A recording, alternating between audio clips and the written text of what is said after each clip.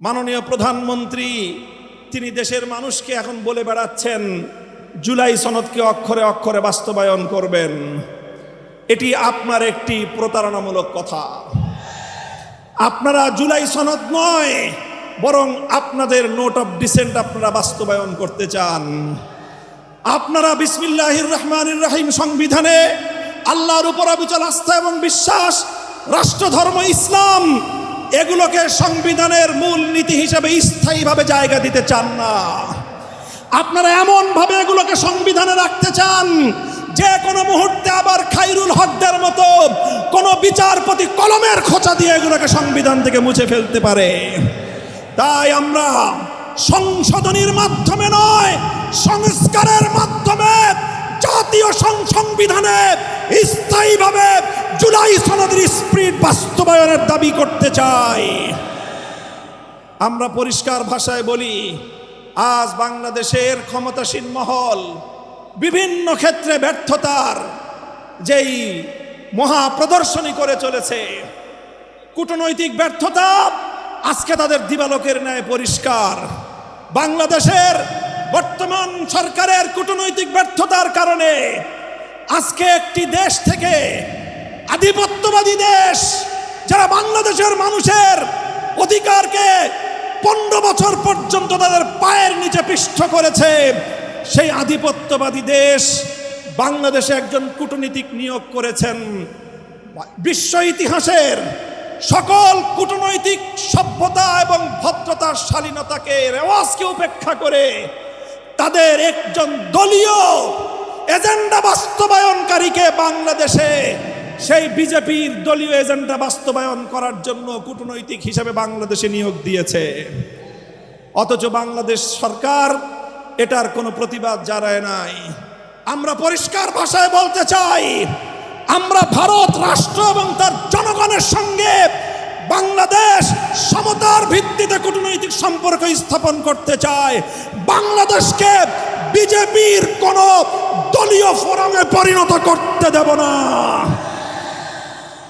বাংলাদেশের বর্তমান সরকারের কূটনৈতিক ব্যর্থতার কারণে হরমুজ প্রণালীতে বাংলাদেশের তেলের জাহাজগুলো বারবার আটকে যাচ্ছে। বন্ধুপ্রতিম দেশ ইরান বাংলাদেশের সঙ্গে বন্ধুত্বের হাত বাড়িয়ে দেয়, কিন্তু বাংলাদেশ চরমভাবে কূটনৈতিক ব্যর্থতার পরিচয় দিয়ে এখনো পর্যন্ত হরমুজ প্রণালী থেকে একটি জাহাজ অবমুক্ত করতে পারেনি। যদি আপনারা না পারেন, ব্যর্থতার দায় স্বীকার করে আমাদেরকে দায়িত্ব প্রদান করেন। আমরা হরমুজ প্রণালী থেকে বাংলাদেশের তেলবাহী জাহাজ মুক্ত করে বাংলাদেশের জ্বালানি সংকট নিরসনে ভূমিকা পালন করতে প্রস্তুত রয়েছি। আপনারা কি করবেন, কি করছেন? বাংলাদেশ ব্যাংকের গভর্নরের পদ দখল করেছেন। বাংলাদেশের গোটা ব্যাংক সেক্টরকে দুর্বৃত্তদের হাতে তুলে দিয়েছেন। এভাবে ব্যাংক সেক্টর থেকে আবার দুর্বৃত্তপনার মাধ্যমে বাংলাদেশটাকে আপনারা ধ্বংস করার পায়তারা করছেন। আপনারা দুর্নীতি দমন কমিশন থেকে বিচার বিভাগ পর্যন্ত রাষ্ট্রীয় প্রতিটি প্রতিষ্ঠানকে দলীয়করণ করার পায়তারা করছেন।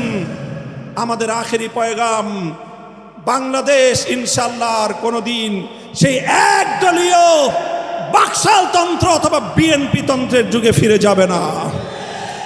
বাংলাদেশে শহীদ প্রেসিডেন্ট জিয়াউর রহমান যেইভাবে বহুদলীয় ব্যবস্থা বাস্তবায়ন করেছে, সেই ব্যবস্থার রাজনীতি যদি করতে পারে বিএনপি টিকে থাকবে, অন্যথায় বিএনপি তার অস্তিত্বের সংকটে পড়বে। সংগ্রামী সাথী ও বন্ধুগণ, আমাদের আখেরি পয়গাম, যেভাবে গত দুদিন ধরে বাংলাদেশের বিভিন্ন শিক্ষাঙ্গনগুলোতে, ঢাকা বিশ্ববিদ্যালয় সহ বিভিন্ন শিক্ষাঙ্গনগুলোতে অস্ত্রের ঝঞ্ঝনানি শুরু করেছেন, স্থানীয় ছাত্র নেতৃবৃন্দের উপর যেভাবে ছাত্রলীগের হেলমেট লীগের মতো ভূমিকায় অবতীর্ণ হয়েছে, এই ধারা যদি অব্যাহত থাকে এর দায় সম্পূর্ণ সরকারকে গ্রহণ করতে হবে।